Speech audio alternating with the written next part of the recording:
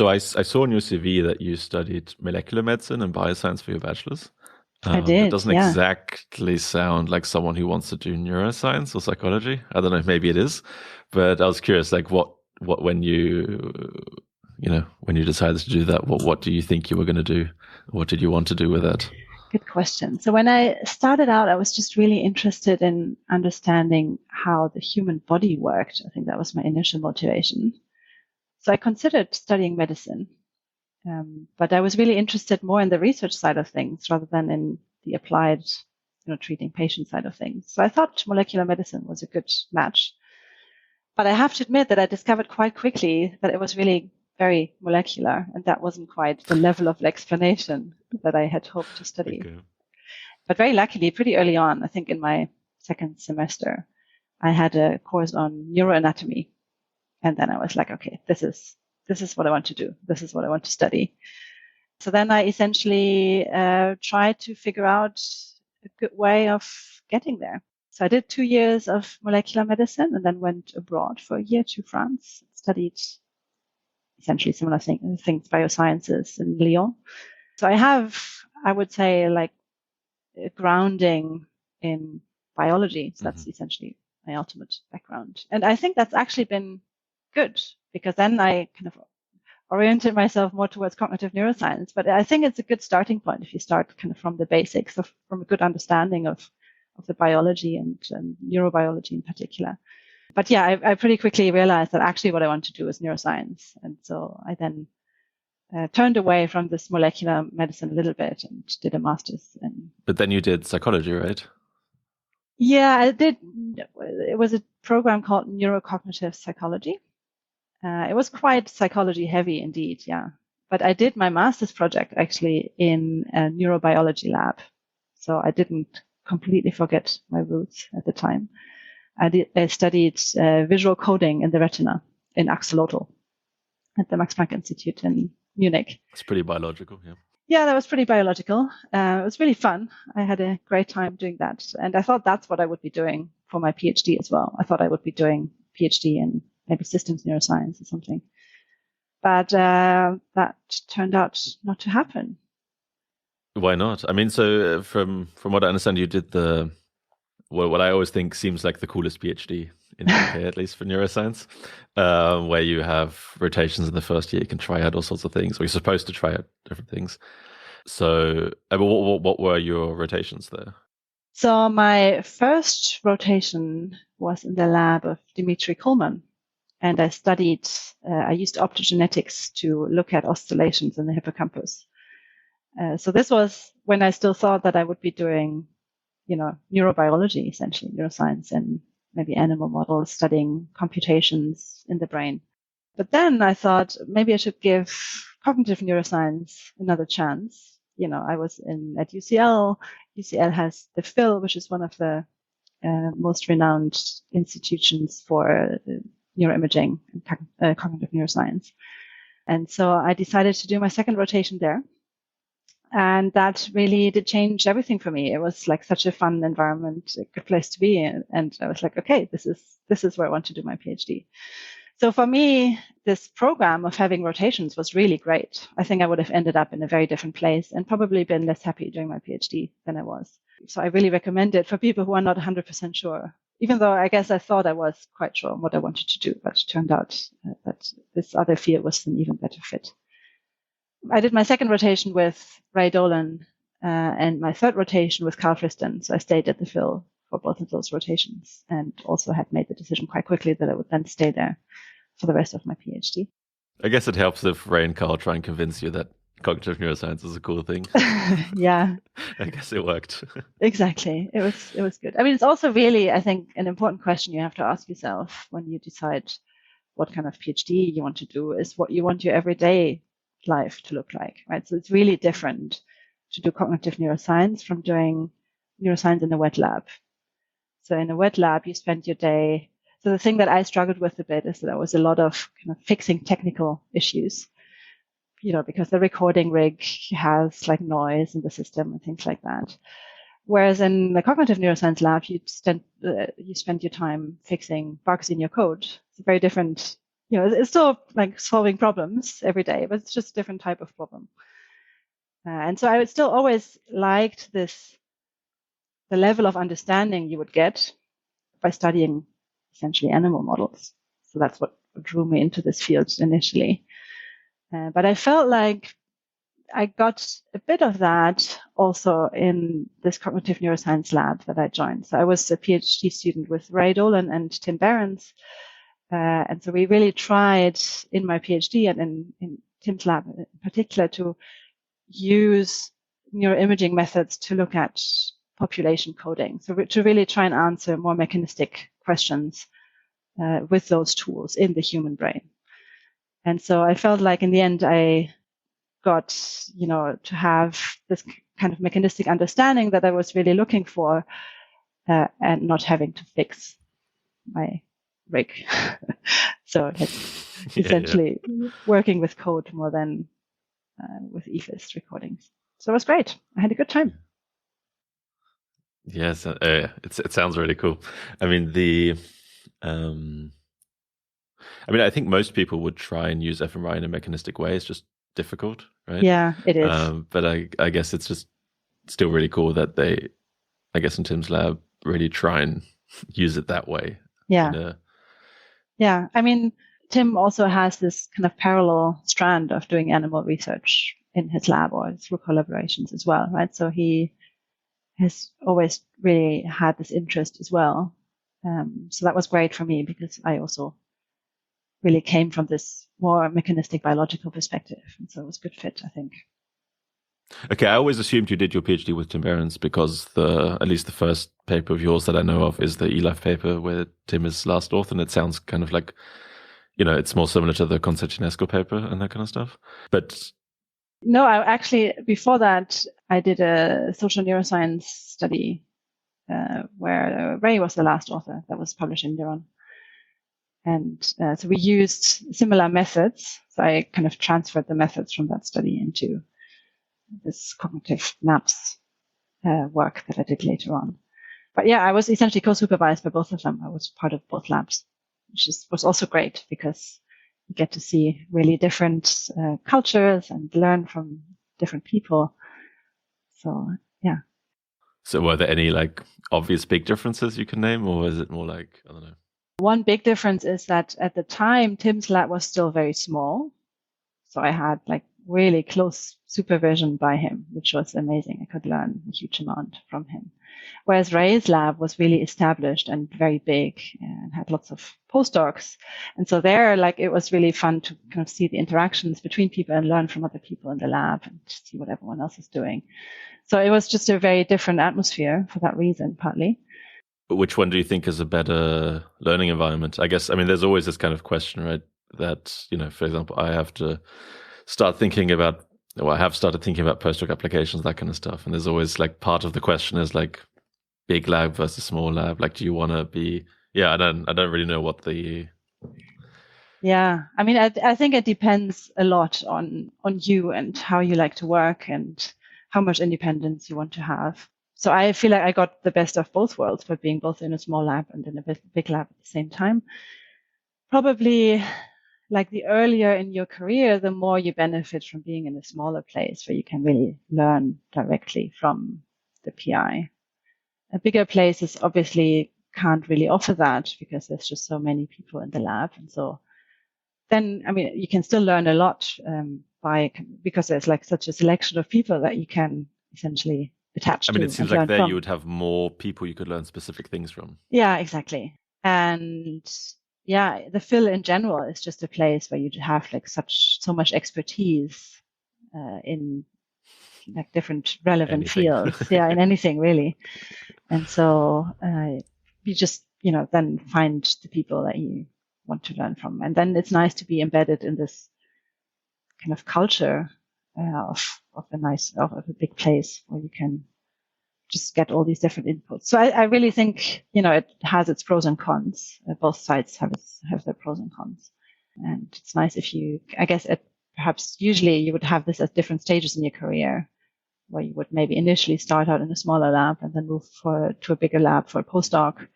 That's probably not a bad strategy because then you at that stage, once you have acquired a lot of skills already, then it's great to be in a place where you have a lot of resources, right? And where you can just implement the studies that you have designed yourself. So that's, I guess, sometimes harder in a small lab, because in the small lab, the PI, has funding for specific projects. And so there's perhaps, not always, but perhaps more of an expectation that a postdoc or PhD student just executes those projects. Whereas in a bigger lab, there's often, funding available to have a bit more freedom. So yeah. Okay, yeah. I'll bear that in mind. Thinking about, I don't know. I guess it's probably going to be random anyway when I end up. It's not like. Well, I think this is an important consideration. This is certainly something I would keep in mind when making this choice for a postdoc, what it means to be in a different lab. But I mean, there are many factors that play a role here, right? Location and that's something like these things. Also, whether you get a job or not, or funding. Yeah, or whatever, exactly. Right? You might also just not work out. So yeah, and do you want to stay in your research field, or is it maybe a good opportunity to try something else? And, all these. Yeah, I mean, that's in a weird way kind of what I'm at, because I want to do cognitive neuroscience or some computational neuroscience with, let's say very roughly the kind of things that you do in terms of like methods and that kind of stuff. But somehow we never got around to doing fMRI in my PhD, right. So I never actually learned it. So I think I figured out what I want to do, but not exactly, acquiring the skills necessary to do that. So, well, I mean, it's good if you know what you want to do. Then you can try and find the place where you can best learn how to do it. But I guess you were you did your PhD at an unlucky time, right? With Corona and everything. It was that was part of it. It was, I can maybe officially put the blame on that, but technically it was also a bit of doing too many basically my side projects got finished first, which is not the best idea. And then, by the end, it was like, okay, we don't have that much time left. We can cram an fMRI study into this, but is that really the way forward? Yeah, these also take a long time usually. So exactly. So it's like probably better to just do a smaller study and do it well rather than, do a half-baked fMRI study. But so it was, I mean, COVID didn't help, let's put it that way, or that our lab moved during the pandemic didn't help either. But there would have been a way. It's not entirely down to that. So it's just a weird position where I feel like for my postdoc, actually, there's specific stuff I want to learn. So, I don't know. I'll figure something out. How much time do you have left? When do you need to make that decision? I mean, so technically, officially right now, 4 months until the end of my PhD. Okay. But there might be a bit more money afterwards for a few months. And I also don't really feel the need to start my postdoc, the second after I finish my PhD. I don't mind having a bit of time in between. So I don't know, let's say in a year or something, by the latest, I should probably have a job again. Okay, so I guess it is something that's actively on your mind already if you're in the final stages of your PhD. Yeah, it kind of should be at least. I think I'm still vaguely putting it off, but yes, it is on my mind. Okay, cool. But I guess in that context, I'm sure I'm not the only person who wanted to do fMRI and then didn't, or maybe realizes after the PhD that fMRI should have been a good thing, with then a smaller lab where I can, or does it not matter? I just need someone to be upfront at, I need to learn this. Yeah, exactly. Ideally, you need to find someone you can learn this from. And this could be in a small lab, it could be the PI directly, or in a bigger lab, it could be a postdoc or someone who has experience that you don't have, that you just pair up with. So I think there are many ways in which this can work successfully.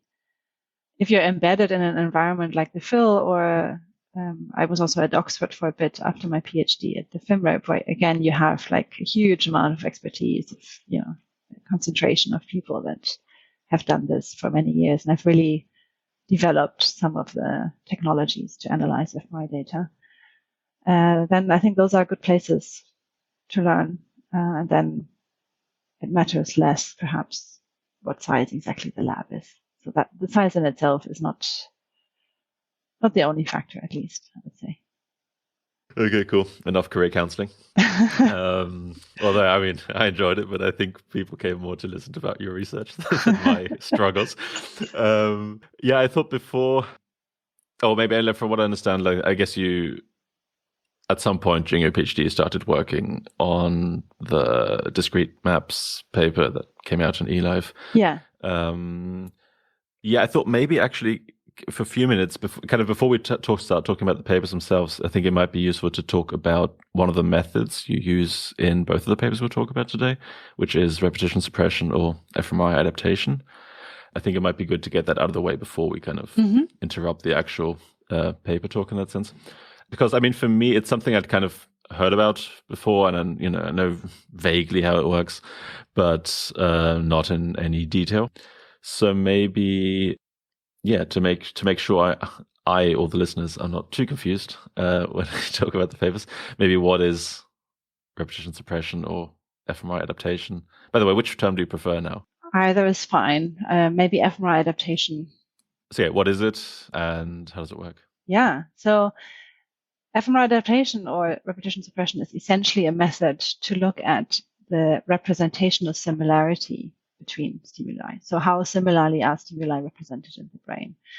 And so it relies on the fact, or it exploits the fact that the repeated activation of a neuron often leads to a suppressed response. So for example, in the visual cortex, if I show the same visual stimulus twice, then the second time round, the neuron often responds less strongly than it did the first time round.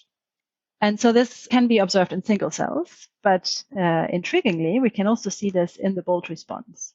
So this means that, for example, an area that encodes a stimulus feature, let's say a visual feature about stimulus X, then the bold response in this voxel that represents this information would show a suppressed response if the preceding stimulus was exactly the same one as the current one. So let's say X followed by X. Now, if the preceding stimulus activates a different set of neurons within a voxel or cross voxels, then you wouldn't see this kind of suppressed response. So it allows you essentially to quantify the representational overlap between two stimuli. So the underlying idea is that the larger the suppression is, the more overlapping the representations. So essentially what you would do is you would show stimulus X and analyze it as a function of what the preceding stimulus was. But yes, if the preceding stimulus is exactly the same, then you would get the maximum amounts of suppression. If the preceding stimulus is represented really differently, so by a different population of neurons essentially, then you would expect no suppression, so a larger response to the stimulus X. And if you have a stimulus that's represented somewhat similarly, then you would expect somewhat intermediate amount of suppression. So it allows you essentially to look at how similar the representations are between different stimuli. And so this is great because it really goes beyond saying this area is involved in, or this area becomes active when I see stimulus X. It's really looking at the representational content, so to say, of a voxel or of a population of neurons. So it allows you to compare the similarity of representations. One question I had was, you were saying that is kind of what counts as the same stimulus. I mean, maybe that's very much the experimental question you look at, but, I mean, yeah, what? Yeah, I mean, that is often. So I guess what you can do and what we did in this eLife paper, for example, is we hypothesized that we would see a certain gradient of similarity between different stimuli. And so then essentially you look for that, right? So you assume that you have more similarity between two stimuli compared to two other stimuli, and then you try and see which areas of the brain show that particular pattern. And so obviously not the entire brain would show it, because not the entire brain would encode this particular feature of a stimulus. But in this way, you can essentially probe which parts of the brain encode which stimulus features. For example, if we had looked instead for perceptual similarity, then the hypothesis that we would have about similarity of stimulus features, of stimulus representations, would be quite different. So then we would probably see more like perceptual or like visual areas showing this kind of response pattern. Yeah, the one question I had was, so maybe for new listeners, I'll put references to all the papers we discuss in the description of the podcast. So whilst I was reading your review paper of this, you do go into this, but I kept having this question, like, why does this happen? It seems like such a random, I don't know, often you hear about things, you go like, oh yeah, that makes sense. But in this case, I was like, that seems a bit arbitrary. Like, why would a neuron just fire less just because it's seen something? Yeah, can you comment on that a little bit? Like, kind of what are I guess there are a few different ways and why it might happen. It's not entirely understood why exactly this happens. There are different ideas. So, for example, one idea is that it's related to prediction. So that's like an expectation, essentially, effect. So if you expect the same thing to happen again, it's related to this predictive coding idea of brain function.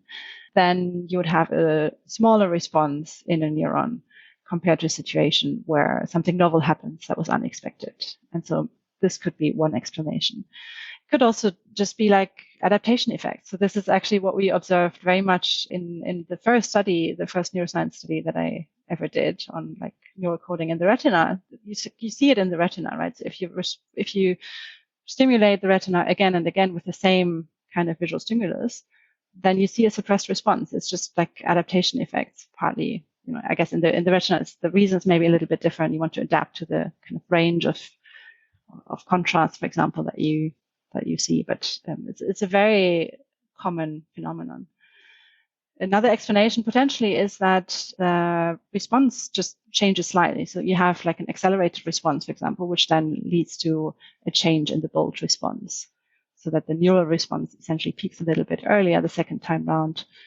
And therefore you have a reduced bold effect. So there are various kind of mechanistic explanations for why you see this.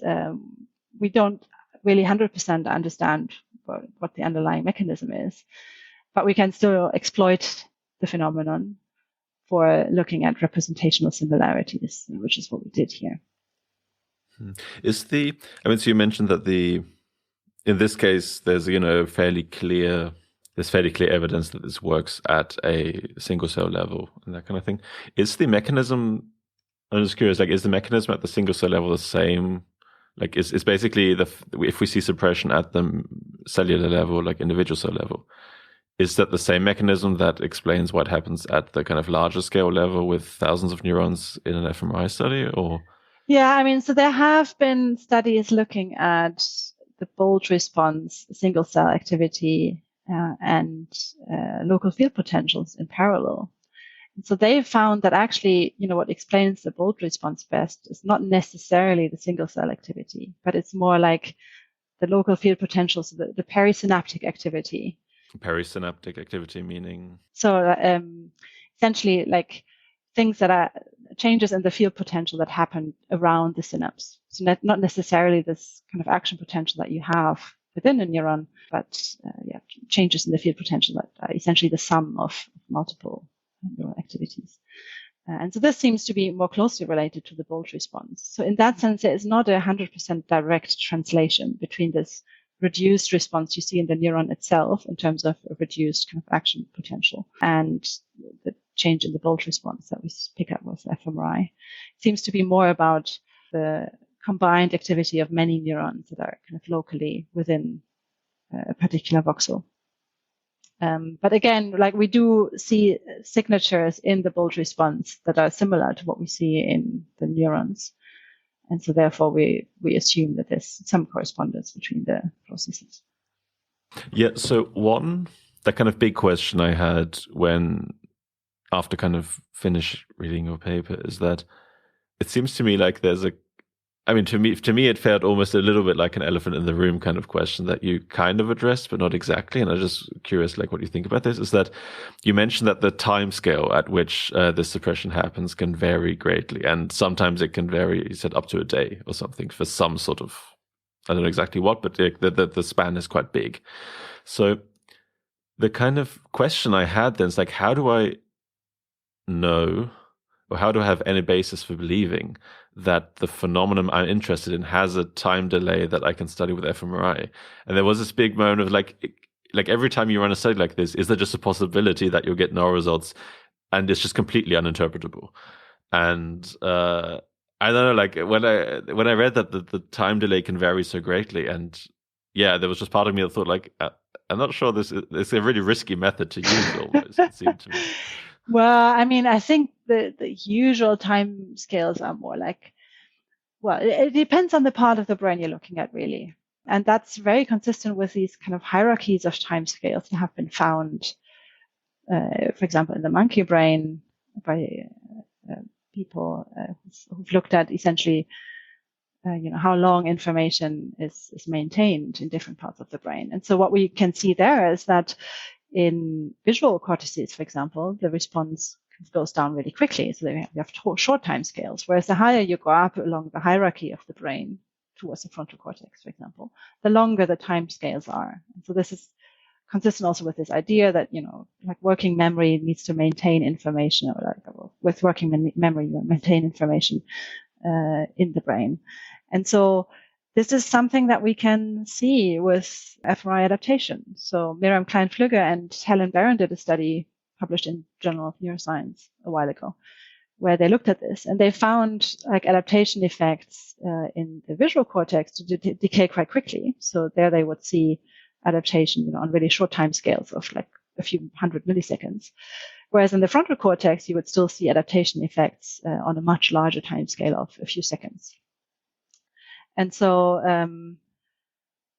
the studies that I have run have essentially kind of assumed that this is the time scale that we're working with, a few seconds. And that seems to have worked reasonably well. But I mean, of course, there's always a risk that it won't work. Yeah, I mean, so to maybe specify the concern I had was it was more like, so you said like you present stimulus A and then stimulus B, and then, for example, there would be no suppression, but if it's A, then there would be suppression. Mm-hmm. Now, if that suppression lasts enough seconds, doesn't it just, add suppression for the next? Yeah, so that is obviously the suppression effect, right? Yeah, I mean, that's a valid concern. And in order to prevent that, you need to really make sure that you randomize your stimuli properly. So in case there is such an effect that it kind of disappears because there's no systematic relation between what comes next as the stimulus thereafter. Because yes, and you would assume that it kind of carries over to the next stimulus and potentially even further down. So you want to avoid that by randomizing properly. Okay, so just design your experiment properly then. Yeah, that's really important. Yeah. Okay, just for Always this good. kind of study. Yeah. Yeah, I don't know. I mean, this isn't in a way that much of a question, but somehow I was just like so surprised that it works. So it seemed vaguely miraculous that you'd have like these complex functions, and then I don't know. It just seemed to me like there would always be some, because I mean, overlap here, right? We're not talking about, I mean, in the visual system, we could talk about overlap between, you use the same color in something, or you use the same shapes or whatever, right? I mean, sure, you can vary that, but it seemed to me at some point, like if you use like complex tasks and people have to decide between options, there's always going to be all sorts of overlap between things. Yeah. I don't know. I was just like this works. Yeah, Really, I mean, you get boxes with thousands of neurons, and then somehow, I don't know, like that you can that it measures it that precisely. It just always really surprised me when I it's pretty cool, isn't it? I'm also still really glad that it worked, to be honest, and that it's so specific, right? In this eLife paper, exactly. We found it specifically in that region in the whales. So maybe I should give a little bit of background information. So what we were looking at in that paper is essentially we were interested in how the brain represents relationships between objects, pretty much. So we know that the brain forms maps for things that can be mapped onto continuous dimensions, like space or time. Especially for space, this was very well known from like the seminal work on place cells and grid cells and so on. And then Alexandra Constantinescu did a study around the time when I was in Tim's lab as well, where she essentially demonstrated that the same organizing principle seems to also organize other types of relational information. And in her case, she essentially designed stimuli, bird stimuli, that could vary in terms of the length of the neck and the length of the legs. So in this way, she spanned like a two-dimensional space, and she found that the same region that encodes distances in physical space also seemed to form a map of this two-dimensional bird space. So that was really interesting because it showed that this organizing principle, like place cells and grid cells, might have a much more general role and also map other types of non-spatial relational information. But so then what we were thinking is that there's other types of relational information as well that cannot just be mapped onto 2 dimensions, right? Like length of things and or distances. Instead, we might have associations between objects that we regularly experience in our environment, for example. So these are like discrete associations between things. And we just wondered if indeed this is such a general organizing principle, would it then even go beyond these continuous dimensions and also map relationships between discrete relations, such as objects? And so to test this, we essentially trained people on object sequences that were generated according to a random walk along a graph structure. And then we use this method that we've now discussed at length to look at how afterwards these objects are represented in the brain. And we hypothesized that if indeed this organizing principle is so general that it even maps these discrete relationships between things, then maybe we should see that objects that are closer to each other on this graph structure should also have a more similar representation. And objects that are really far away from each other on this graph structure should have a more dissimilar representation. So in other words, do we see a map of this graph structure in the brain?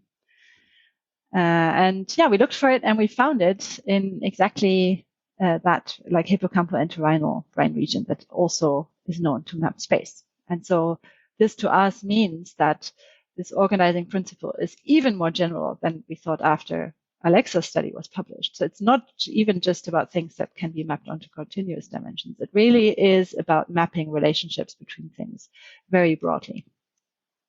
It was a bit risky, to be honest, at the time to study this because we didn't necessarily have, other than this theoretical idea that it should work, because if indeed it's such a general principle, then we should be able to find this. That we just essentially set out to test if we would, and we did. So I was quite lucky, I guess. There's lots of theoretical things that should work. Yeah, exactly. I was lucky that this one did. Yeah. Maybe to make that task a bit more graspable or understandable, can you maybe briefly describe kind of what as you mentioned, this discrete sequence of items or events? So, can you maybe explain a little bit what the task was, just so I have a bit of a better idea of what people were doing and then how you were analyzing that, basically? Sure. So essentially, people saw just one object after the other on the screen, and they had to do a cover task. So that means it was a task that was completely unrelated to what we actually wanted to study. So they just had to press one button if the object faced in one direction and the other button if the object faced in the other direction. And so this mapping essentially had to be learned over time.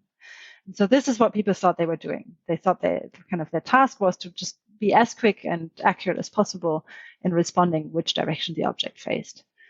Now, what they didn't know, and no one figured out, is that the sequence in which the objects appeared was not random. It followed this underlying graph structure. And so our idea was that hopefully the brain, even if the person don't consciously realize that this is what's happening, that the brain would extract this underlying structure. And so we, on the next day, put people back into the scanner and again presented them with object sequences.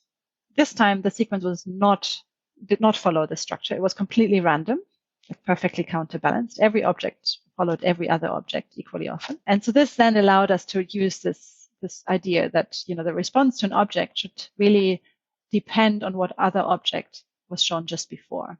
So if the other object shown just before is close on this underlying graph structure, then we should see a suppression.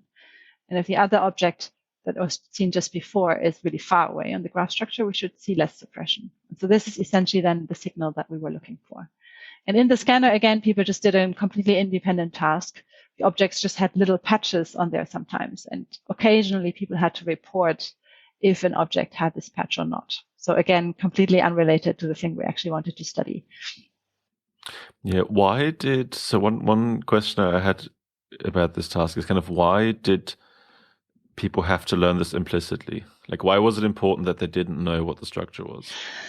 I am not sure that's necessarily important. So in the follow-up study that we're going to talk about, I guess, as well, it was not implicit. People quite explicitly learned the relationships between objects. We just thought it would be even cooler if we can see this in the absence of any explicit awareness, right? Because the spatial knowledge that you acquire tends to be mostly explicit and, you're consciously aware of. Like, this object is next to that. Yeah, exactly. If I want to get from here to the supermarket, then I need to go left, right, left, and then I'll be there. So that's like explicitly accessible, this kind of knowledge. And I guess maybe that was a bit risky looking back, but like we were saying, or we were thinking, like, if this is such a general mechanism that just organizes any type of relational knowledge, then it should also work if you're not even consciously aware of these relationships. And that's what we found. I mean, just to brief aside here, what's your thought on risky versus safe experiments? Because, in hindsight, because you could have also, said, okay, let's first figure out whether it works. Yeah. People explicitly know this, and then, take a step by step. But instead, it seems like you went, for one of the harder tests of the theory straight away. Yeah.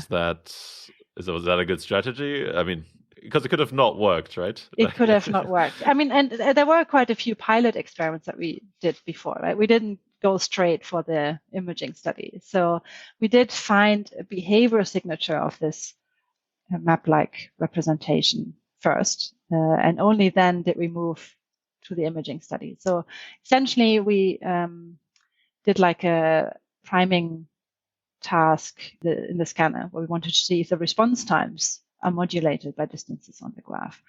And so I think, it wasn't completely out of the blue, right? So we were very much inspired, for example, by a paper by Anna Shapiro, who had looked at the representation of community structures in the brain. And she used a task a little bit like this.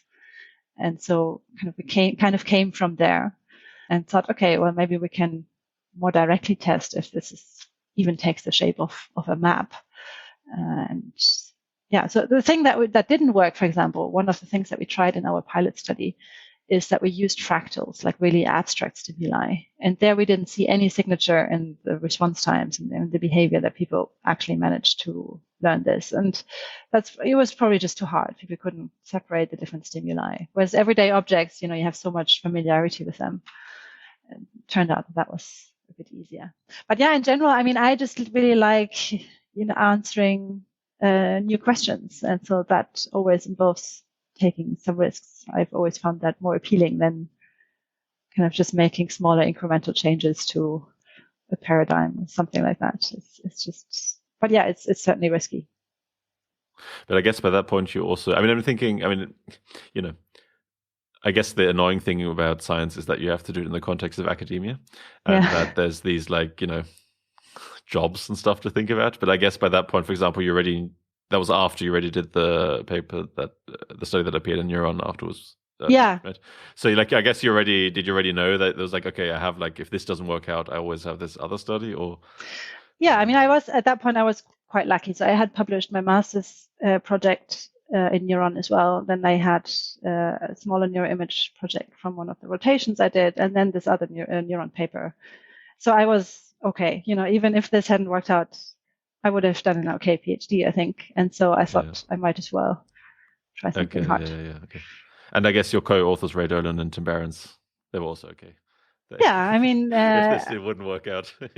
Exactly. I think Tim is known for doing risky things and ambitious things, right? So it's and for me, that was always very appealing. I wanted to do fun new things and was happy to take the risk. But it is certainly risky. These things also then often take longer, right? Because you need to have this extensive pilot period before you even go into the scanner.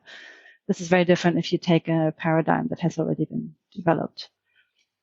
Yeah, I know people who spent their entire PhDs trying to get this paradigm to work. Yeah. It doesn't. But, but I guess having the backdrop of stuff that already worked makes it. And it was also really lucky, I think, to work with someone like Tim, who just kind of spreads so much optimism and excitement. Okay. so that I was never really worried about this, to be honest. We just tried to do the best work, and this is what it took. So, okay. And he was always convinced that it would work out, and so that somehow calmed me down as well, I guess. Okay.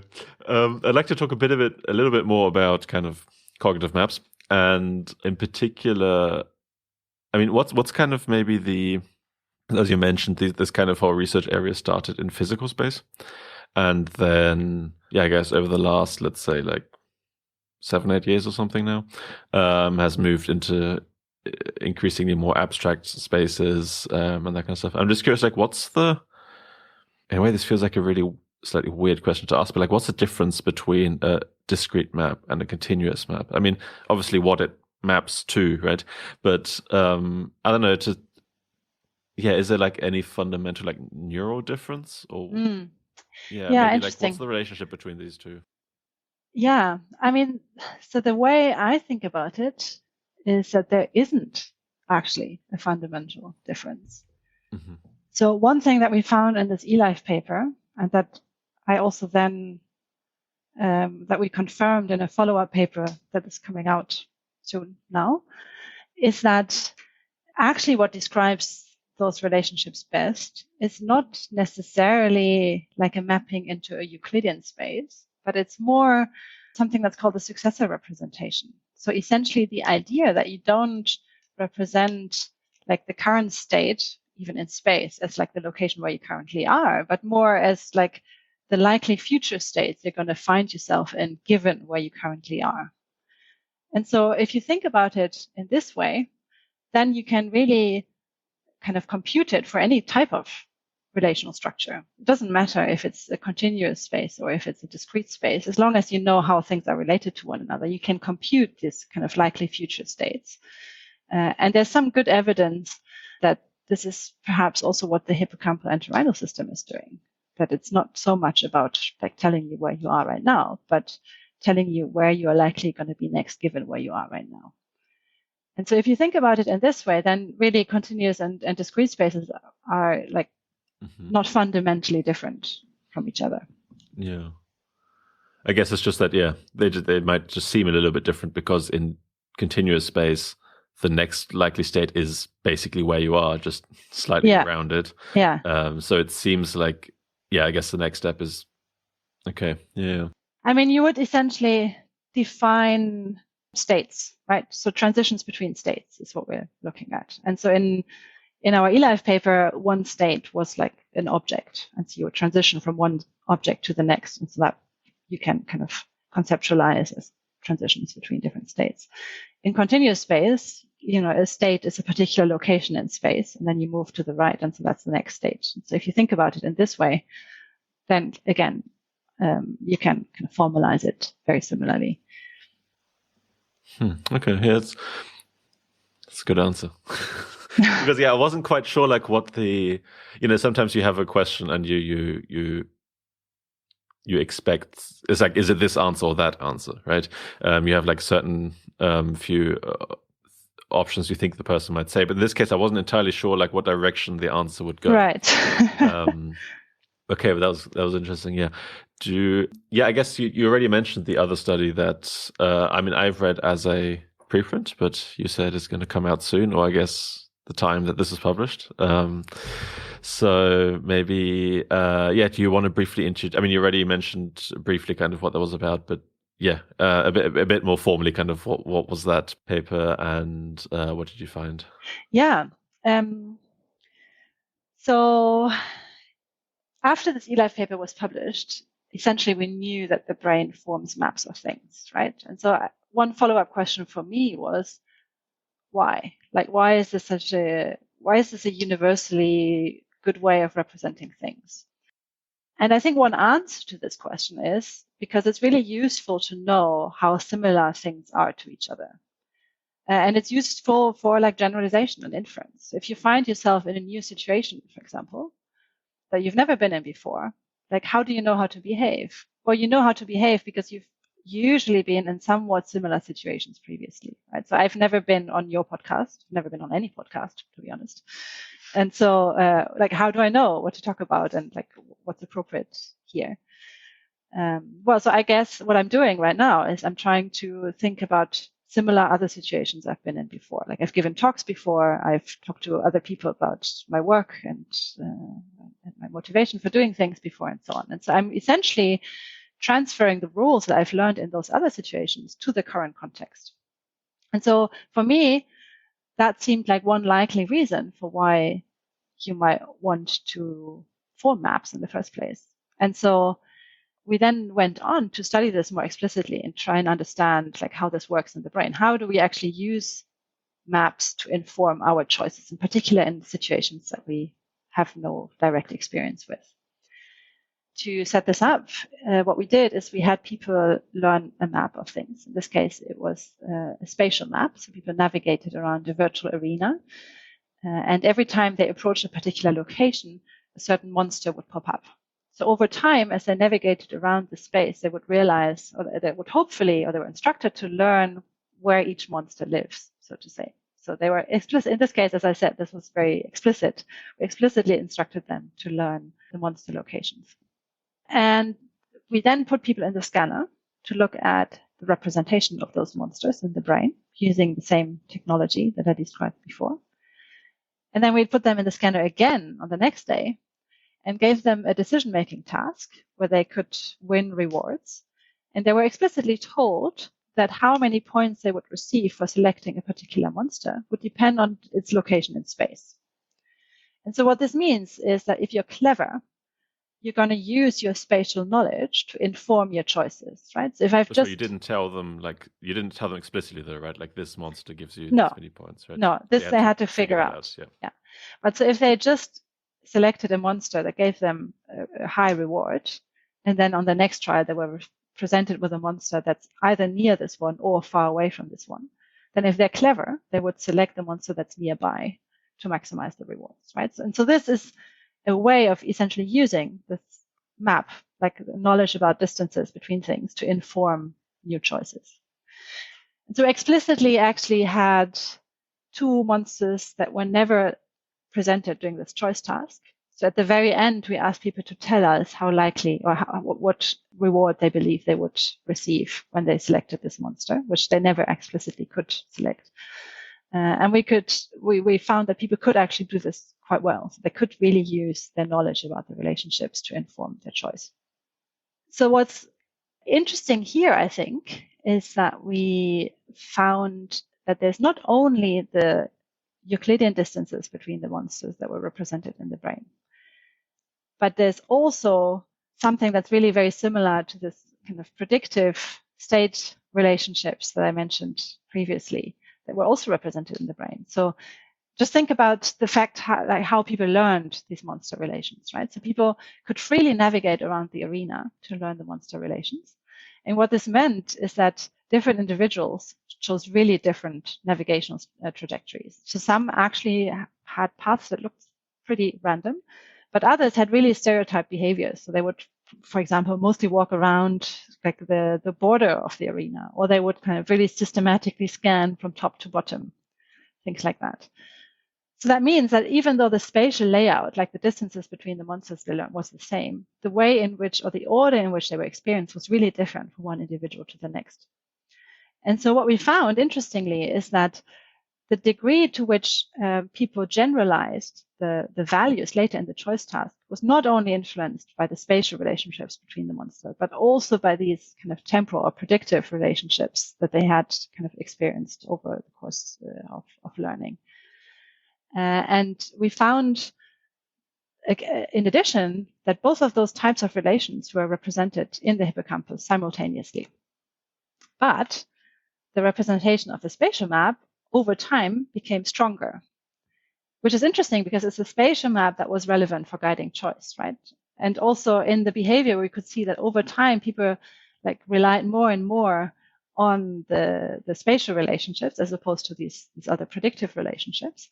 And we could see that mirrored in the hippocampal map representations as well.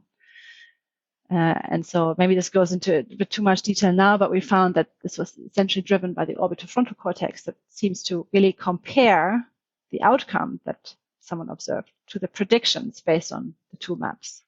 And so probably, the more consistent the outcome is with one of the maps, the stronger kind of the signal to the hippocampus was to kind of boost this representation as opposed to the other one.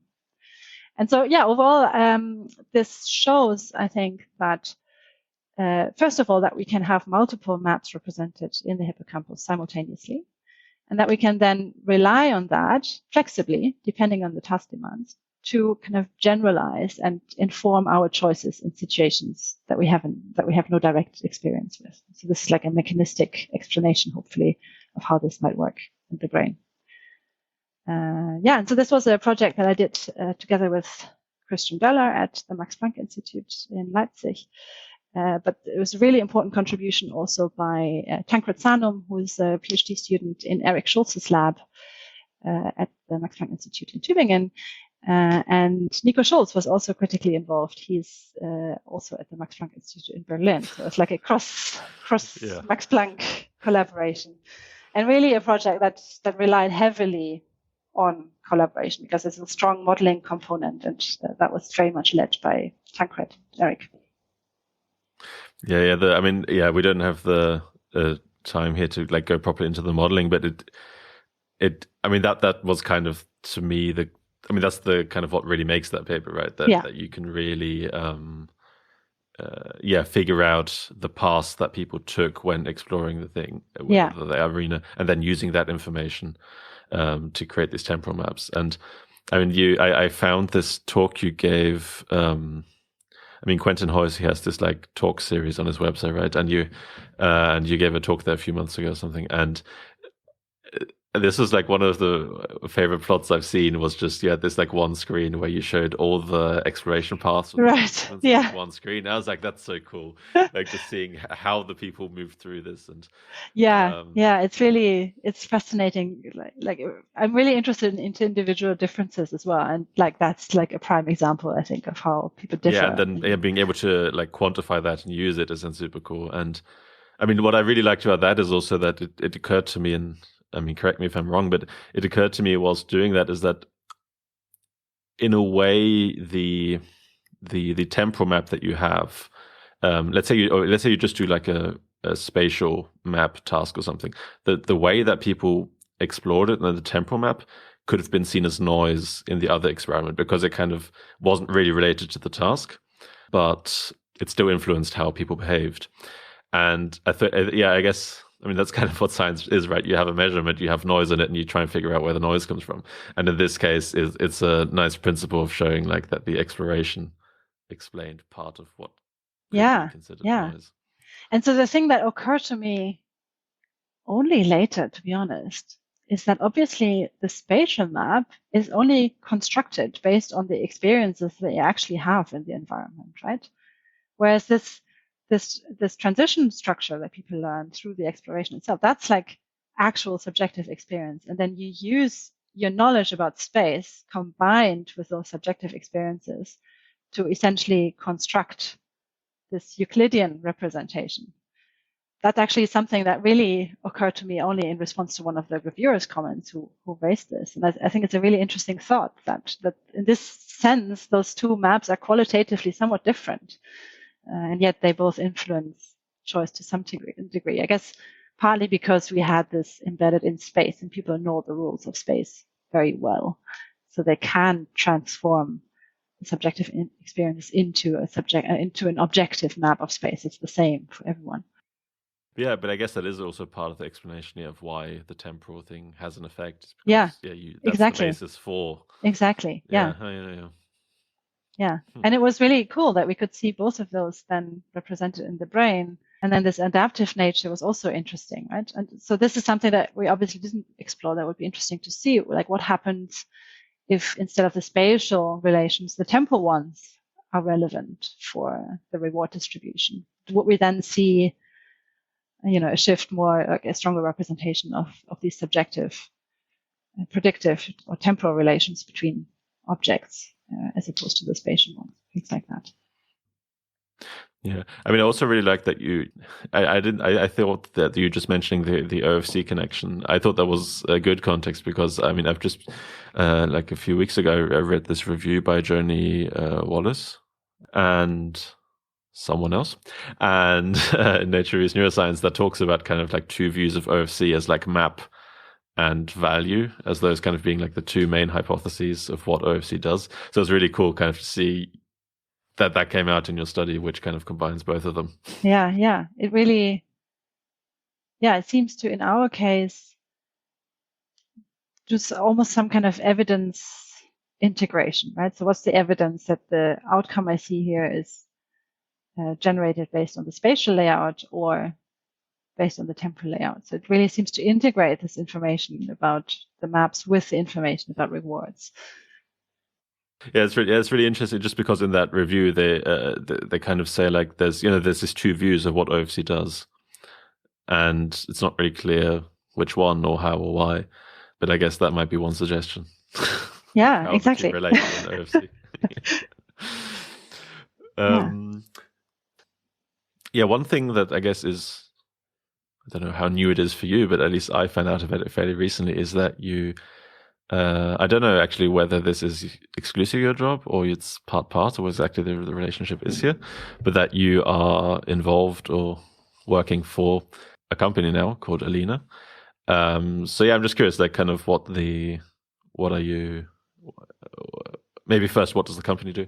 And then kind of what's your involvement with that? And are you still working in academia, or have you gone completely to industry, or yeah?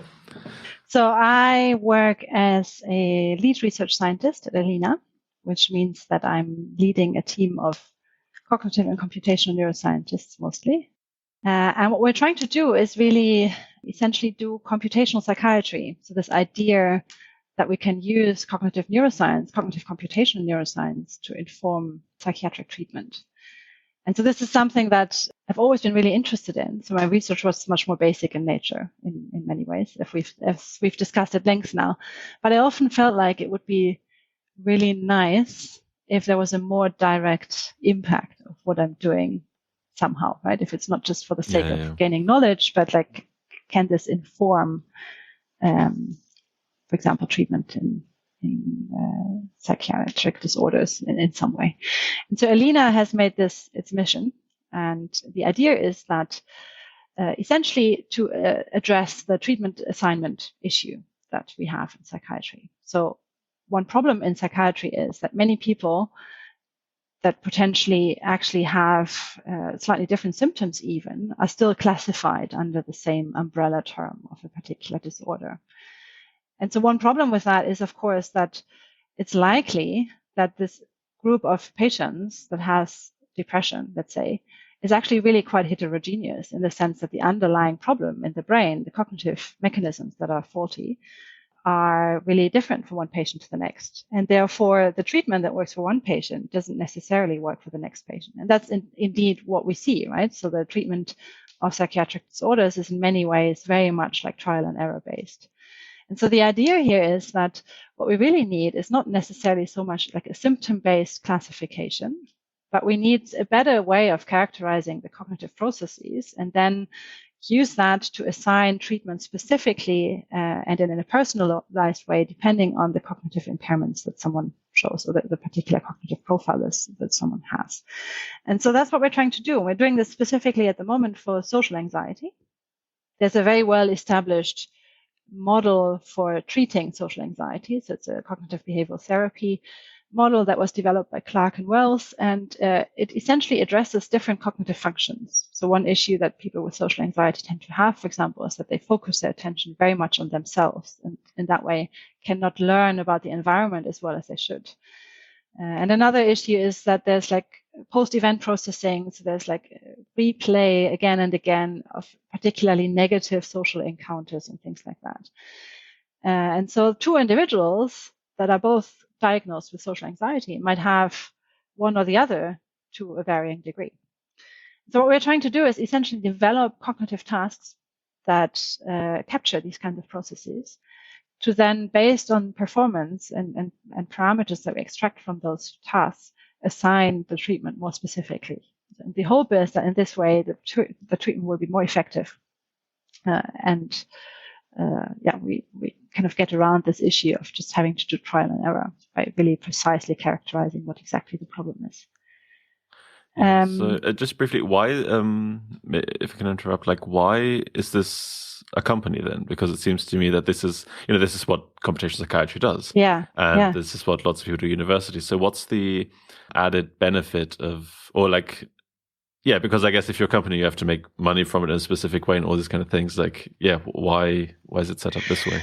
I mean, you have to make money, but to some degree, there is also sometimes a larger availability of money. And I think some of these things are actually really not cheap, right? So we're now designing all these different tasks. And in the longer run, what we want to do is to set up these really big studies into these treatment assignment problems, for example. And so that can actually be quite expensive. So it can be good to have kind of extra funding. But the other thing really is that one goal of Alena is to really bring together expertise from different fields to kind of make this work well. And so this is something that I think often in academia is a little bit, people tend to work in silos to a larger degree sometimes, not always, of course. But so here we're really kind of trying to get expertise, from the technical team that implements these things, and then the cognitive neuroscientists, computational neuroscientists, but also people like user researchers who spend their time really trying to understand what the exact problem is that people with social anxiety, for example, face. So how can we incorporate that?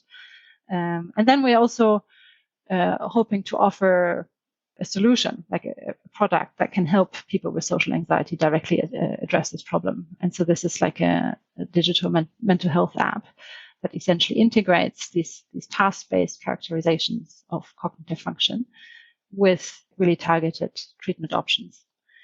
And so, the idea is that by bringing kind of this expertise together, we can kind of move fast, build something maybe quicker that really addresses this very specific problem. Yeah. And we work very closely with academics though. So this is really not in a usual industry in many ways, I think. For example, Quentin. I looked at the team, and I think half the people are recognized from UCL. Right? Yeah, exactly. Exactly. Yeah, so Quentin Huys, for example, or Peter Latham and Vanessa Brown. These are all academics. Sophie Meyer, I talked to Gareth Barnes right. in my last episode. She was with the Flexible Headcasts. We have a very strong UCL bias. Exactly. And so it's a very science-driven endeavor, right? So really the idea is to do new science. We're developing novel tasks that really targeting those particular functions, but then feed that directly into something like a product that can kind of be used by people and hopefully help people. Are you still doing basic research? Are you still publishing papers, or is that? I'm still behind you, and I still have an affiliation with the Max Planck Institute in Leipzig, and there are a few projects that I'm still working on as well in parallel. So I haven't cut all my ties with academia, I guess. But I'm mostly focusing on that at the moment. Yeah, and I guess you started fairly recently, right? So, or can you already say much about like what the work there is like, or is it still the excitement of starting? I started half a year ago now. So, I think actually, to be honest, that would be really good for. It would have been good for me when I was an academic to know some of the procedures and processes in industry, because I think a lot more thought often goes into how you can optimize things for them to be more efficient and for people to be happier and motivated, and how to essentially best achieve this particular goal that you have set yourselves. I think this is really something that I would have benefited from when I was in academia. So I feel like I'm learning quite a lot, which is really nice. And I think the science we do is really interesting. I mean, there's no neuroscience in the sense that there's like no imaging, at least directly, through collaborations in the future potentially. But at the moment, we essentially develop behavioral tasks.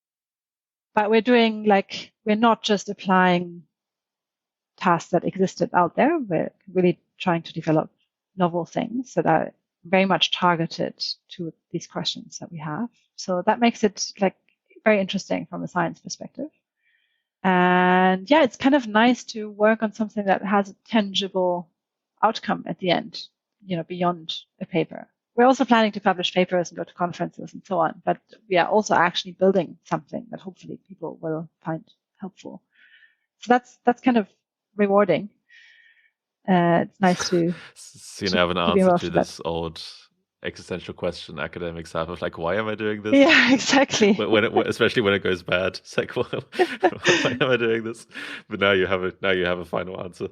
Yeah, exactly. It's that one is. I certainly had that question before, where it sometimes felt almost like a bit of an indulgence to answer these questions that I was super interested in, but you see all these crises around you in the world, and you're like, wow, how am I adding to to solving any of those? People have maps in their heads. Yeah, exactly. Cool. Yeah, so I've always had this kind of, that was always an issue that I had, and so it's nice to kind of contribute to one of the things that I think are really critical in our society. Mental health problems affect so many people, and if we can help them, then people might build resilience to face all the other crises that at the moment they might not necessarily have, and maybe also have the capacity to develop solutions for other problems. So that's quite satisfying. And in general, the pace is quite fast. So we're essentially piloting again and again. We use platforms that academics also use, like Prolific, and just try to do new things.